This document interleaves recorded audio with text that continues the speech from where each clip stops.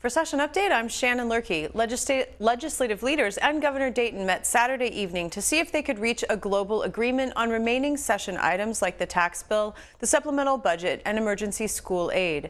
After about 30 minutes behind closed doors, they emerged separately to make statements and take questions from the press. Here are their remarks, beginning with Republican leaders. Well, good evening. We made a presentation to the governor of where we thought we needed to end up with the time that we have left on the omnibus spending bill. I'm not sure that we're going to get there. We will send them a bill. We had, I believe it was 117 different objections that the governor had. We weeded out over 60% of them and what we thought were the most objectionable, but I don't know that that's going to be good enough, and so we're going to move forward there. The tax bill, we made an offer to include some education funding. That funding will, in fact, I'll maybe let the... I can do it. I'll let you do it. But so that's that one, and then we're working on the bonding bill as well. So, Mr. Speaker. Sure. So as part of the tax bill, and actually putting the school funding into the tax bill was the governor's idea. He has mentioned that to all of you a couple of times. In our proposal for education funding, and the idea here is that schools need some more money. They're in a little bit of a budget shortfall in a few areas, so to get them some more dollars, we've taken kind of a multifaceted approach. Number one, schools currently are owed money from the state of Minnesota for back use and back rent of school trust funds lands that they have not been paid for. So part of our proposal is to give schools $50 million as back rent for that school trust fund land. The next component is allowing them use of the 2% set aside for staff development. This is something Democrats did when they had complete control of state government in 13 and 14. That component adds up to about $125 million. And the third component would be to allow them to transfer reserves from community education funds to the school district for use how they see fit. All told, that proposal is about $225 million of cash that would be made available for schools to meet those needs. So it's almost twice as big as what the governor is proposing to give schools access to.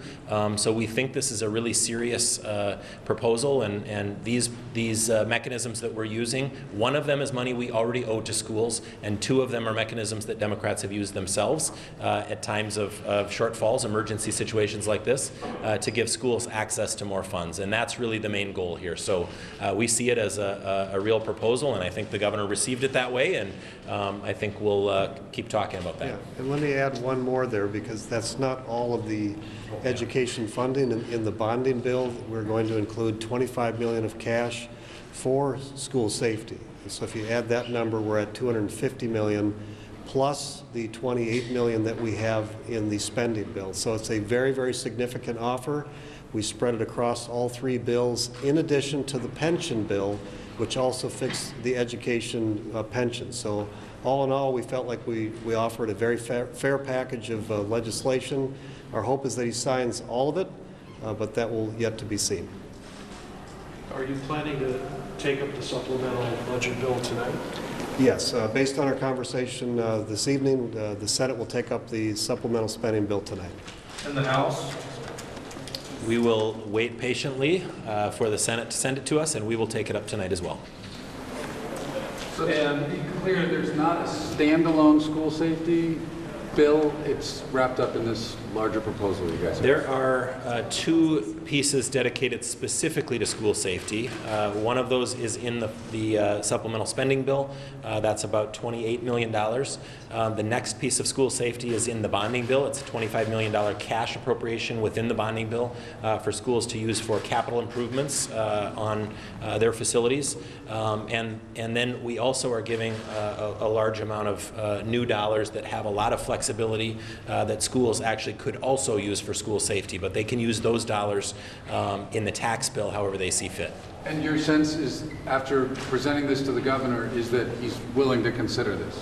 Yes, yeah, he can speak for himself, but yes, that was our impression.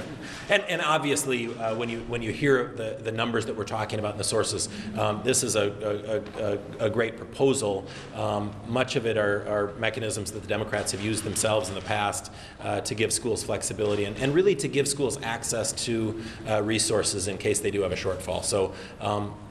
Just in the tax bill, we're giving schools access to about $225 million. The governor's proposal was $130 million. So obviously, it's something we all take seriously, and we want to make sure we get those schools the resources that they need. To be clear, you thought he was accepting of your tax proposal. What about the overall omnibus bill? Is he accepting of that? Do you come out thinking that? The supplemental spending bill? Supplemental spending and policy and everything. You know, the governor, unfortunately, the governor gave us a list last night of about 117 items, 116 items, something like that, that he had or found objectionable. Some of those obviously were things that he found very objectionable. Some of them were things like making sure that drivers had to move over if they were driving slow in the left lane. So. You know, that's one that I think could probably slip by the goalie, right? So, I mean, when we look at proposals like that, we have to use some judgment, and we really made the best effort that we could to try to remove the most offensive and most objectionable things to the governor. We made, I think, almost every language change that the governor proposed, and we changed the vast majority of things that he requested us to change. If you want to look at a football field, sometimes around here we think if you can get to the 50-yard line, that sounds great. We're beyond the 50-yard line. We went beyond the 60. You know, we're beyond 60 yards closer to the governor. So it's a good proposal. There's a lot of funding in that bill that's necessary, and we know the governor wants. We hope he takes a serious look at it. But as of right now, he's indicated that he likely would not accept that bill. What about his proposal? 71 items we changed off of that list, if you weren't keeping track. What about the tax bill proposal that he made, going only part way on the income tax? Well, I love the word compromise, but we can't throw it around as if there was real compromise in that tax bill proposal. The governor's tax proposal increased taxes, about $300 million on Minnesotans at a time when we've got a surplus. Unfortunately, there was no real compromise in that tax proposal, so we didn't see it as realistic. And it appeared, you'll have to confirm it from him, but it appeared that he eliminated the middle class tax cut, the middle class income tax cut. He increased the lower tax bracket cut, and it appears that he increased the third bracket up. And so that's where you'll have to confirm that with him, but for us that was a non-starter. We wanted to make sure that 99.8% of all Minnesotans filing their individual tax return would have either no tax increase or a reduction. His picks winners and losers. We don't want to do that. Thank you. Do you plan to send the governor the same tax bill that he vetoed in conjunction with the budget bill? The question was about will we send him the same tax bill.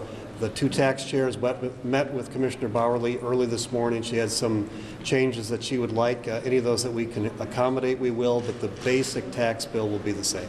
Thank you. Well, I offered what I thought was a significant compromise, both on the tax and on the spending, and it's been essentially rejected, the spending. The tax, they've told me they're going to send the same bill with maybe some education funding, which we haven't seen, so I don't really know the details, but it doesn't sound as though it's much, if any of it, is new money. So we'll see, we'll get that language, I'm told, shortly, and then we'll have a chance to review it. And I'm not going to comment on it because I only know in very general terms what it is. But the budget bill, we pointed out 116 items. We wrote, our staff commissioners wrote 125 letters and spelled out what we could accept, what we couldn't. First of all, there shouldn't be any policy in those bills anyway. It should be about the budget. And in all the conversations we've had the last couple of days, we've not spent one word talking about the budget in the budget bill. It's all about policy. And they said that they're negotiating, offering to compromise. Negotiations don't occur when one side sends the other what it is they want to give up and what they want to keep, and then expects the other side to agree to that. That's not a negotiation. But now they say they're out of time, so, which they are. So I think the chances of a budget bill are extremely slim, which is why I've asked them repeatedly to put the school safety money in a separate bill and send it to me that I can sign. And they, again, tonight refused to do that. And it's just, said to them, really, it's a tragedy that they're going to hold that money hostage to a lot of this other garbage in that bill that is going to make it impossible for me to sign. The opioid, they caved in so far on that with the funding for it is minuscule. It's general fund. It's not worth fighting over anymore. Same with the elder care. It got watered down so much. Although they gave assurances a couple weeks ago, they come separately, but I've learned those assurances don't count for anything. And anything else? Questions? Governor, they sort of made it sound as though you're going to allow a few policies to sort of get by the goalie. It doesn't sound like that's what you're saying at all at this point. Well, if they want to identify which ones they want, but most of the ones that are on the list that they sent back are still objectionable. Or serious overreaching on part of legislative encroachment on executive branch, trying to abrogate rulemaking procedures and cutting agency budgets, which I said from the very beginning was unacceptable. And we could go through the details if you want to spend the next couple hours going through 20. What is it? How many remain? 60. How many items remain from our 116? They took care of 71, and we had 117 on the list before the HHS article came out. So to be clear, the budget bill as it stands won't pass. It'll pass Right. you. I won't sign it, no. You won't sign. You'll veto it. Yes, I have to veto it. Well, technically now I got the 14 days, but I won't sign it. Would you, if it's on your desk first thing in the morning, would you veto it right away? I don't have to do that. I haven't had a chance to look at it. After what happened last year, I'm going to have our staff and commissioners look at both the budget bill, if I'm even going to consider sign it, or the tax bill, and every other bill that's now past the 3-day deadline. I'm going to have them look through it with a fine-tooth comb. So I don't think I'll take the whole 2 weeks, but I'll take whatever time I need to satisfy myself that we finally know, which we've been spending all week and time before that as well, trying to find out what is in these bills, trying to get the language, trying to get the numbers. And as I said, it's a budget bill. We had not one word of discussion about the budget. It's really a perversion of what that bill is supposed to be about. They have policy committees, energy policy, education policy. They separate out the policy from the finance. And the policy committee should be developing policy bills. And we can negotiate those, talk about them, see what we can work out. The budget bill is about the budget. And as I say, they totally perverted that this time. Have you raised the number of objectionable items now that you've got the HHS articles? Has it increased? Yes. It's increased. Do you know by how much? No, we haven't spent the language. Governor, what do you make of this scenario that the Republicans laid out on how to get that money to schools, taking it from the trust lands and all these other accounts? Well, again, we haven't seen the language. It's a little late, in this process, not to be getting language, words in writing, so you actually know what they're proposing. But it sounds like, on the ability to use the staff development and on the community education money, it's not new money. They're just saying to schools, you can rob from this account, put it over here. That's not new money. That's not what I've been talking about. And once again, I say again, they're going to send a tax bill that's got $200 million of tax exemption for multinational corporations repatriating in foreign profits. And then they say there's not enough money to do what I'm asking them to do for emergency school aid. It's shameful. Governor, again, it sounds to me like you're giving out the warning signs that there's a strong possibility that there may not be a tax bill or a spending bill that you will sign. That's right. Here are you holding out any hope for the bonding bill? Well, that one's over my pay grade.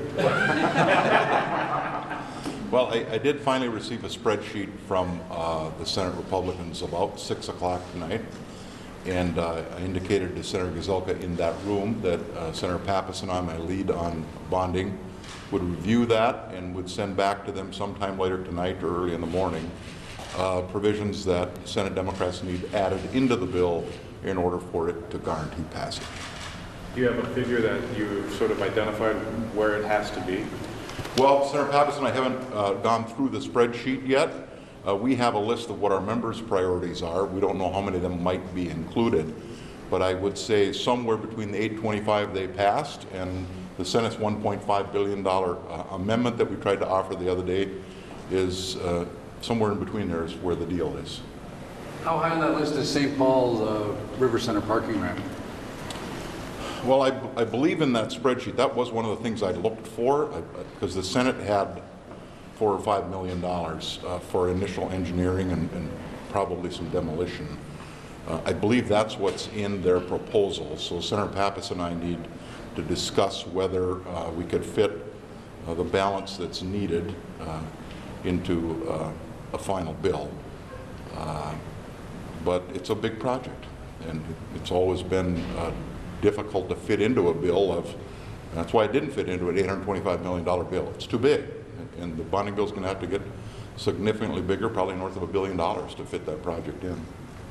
Governor, there's a constitutional mandate to fund inmate health care, and I know that's not a sexy topic. The public doesn't really want to think about prisoners very much, but if the supplemental budget bill doesn't pass, that second year of funding has to come somewhere from within the existing budget of the department. Is that acceptable to you? Well, I put money in my supplemental that would fund that, and you know, the next year's legislature and new governor are going to have to deal with some leftovers, which I regret because I wanted to leave it clean and wrapped up, but it's not going to be feasible. So you know, they'll have to deal with that. And I mean, it's the same as you said. It's a federal requirement. It's a moral requirement. It's expensive, but that's why I put it in my supplemental. It's a constitutional requirement. Okay, well, that goes almost as high as moral. Governor, have you decided what to do with the protest bill yet? You sign it or veto it? I'm going to veto it. I said that from the beginning, over a year ago, that in terms of the highways and the freeways and the airport access, I would support tougher penalty there, but we'll share the letter with you. I just completed the letter. I just literally vetoed it 20 minutes before this our meeting. And the transit part is just too vague, and even existing language in the statute is too vague. It says if it tends to. So if you're talking about these kind of penalties that they want to increase, it's got to be much more specific and explicit than that. And furthermore, you know, there are other acts such as domestic assault, such as assault itself, such as DUI, which are classified as offenses the same as now blocking the highways and like, which are also violent crimes, crimes against victims.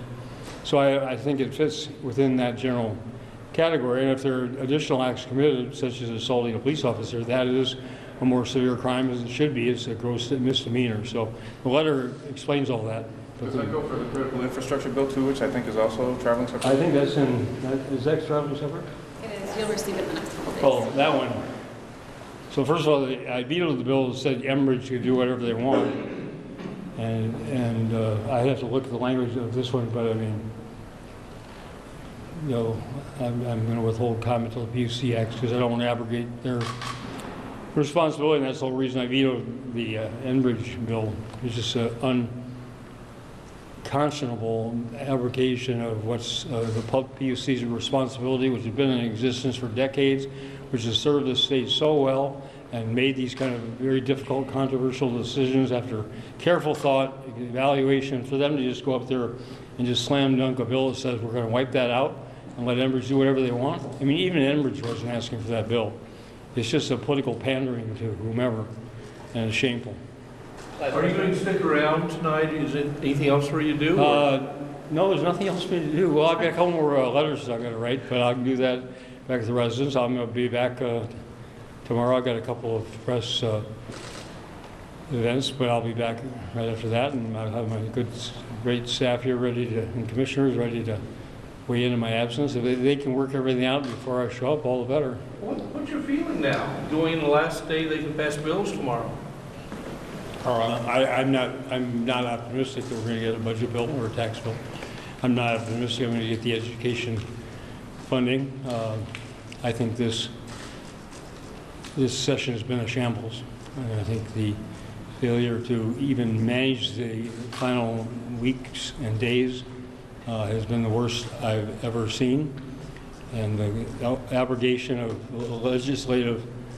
executive prerogatives by the legislative branch without any forethought is the worst I've ever seen. And the unwillingness to fund schools who need the money is the worst I've ever seen. Thanks, everyone. Thanks. Thank you. Good work, Don.